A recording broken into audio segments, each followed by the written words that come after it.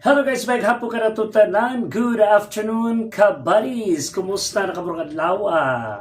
Guys, mag-isgot kita sa mga nahitabo karon sa to Pilipinas. Grabe, daghang kaita mga issues and concerns nga ato ang ginaatubang. Kung natawag dito sa social media, mas stress o magkalagot yun ta. Kadaghang kaita makita diha ang mga fake news.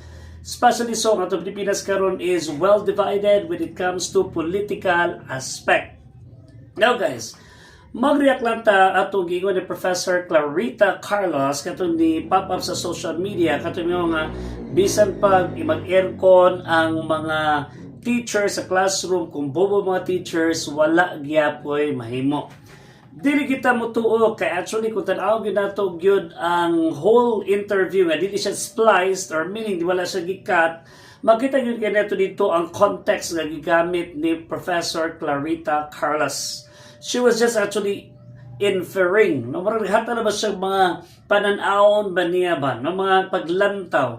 In the case, we should invest more on the teachers. Kaya wala ba siya gagawa? Immediately siya bobo. Conclusive yung bobo teachers. Of course, mga teachers din sa bobo bright na siya. Agiyon niya dito nga dapat mo focus ta sa teacher training. Kay base diya napita need kay mga teachers. Say for example, kanang pagka-digital native sa ato mga kabataan karon. Daghang mga teachers nato nga mga dili digitally literate. So mo nagimin niya kinahanglan ta nga mag-focus sa teacher training. Kaya itong mga bata karon related to na nagka-change ang ilahang view sa kalibutan, nagka-change mo na mga paagi sa pagtudlo. Because gone are the days nga itong gunitan chokra gyapon, o gunitan na ito libro gyapon, right now, ito mga learners lahi na yun. So ang context kingon ni Professor Clarita Carlos is more na siya naglantaw sa umalabot nga we need to invest in the teachers kay kanang classroom nga aircon mahimo ra siya wala kung mismo ang teacher kulang siya sa kahibalo. Kay pero importante ma-train o mahatag ang pinaka-importante nga lesson ngadto sa ato mga kabataan. Mo ri giminya masi nga bobo no dayon. Ningon siya nga kung kulang sa kahibalo sa iya na nga term.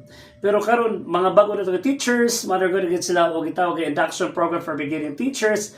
O katong mga teachers nga matag pa nato naa pa sa mga beginning stage, naa pa sa proficient stage, ato sila tabangan ato sila sa gitawag na proficient stage nga mag-reset sa Philippine Professional Standards for Teachers. So mo gito gamin ayo din mo pag tuo o wala pa nato makita gyud ang entirety kung statements makada sa social media dili ta mutuan na not unless maduog nato ang explanation sa tao nga nagsulti o nagpagawas ni ana nga mga pulong. Alright, so ayan to dayon, make sure that you have validated all the information that you receive.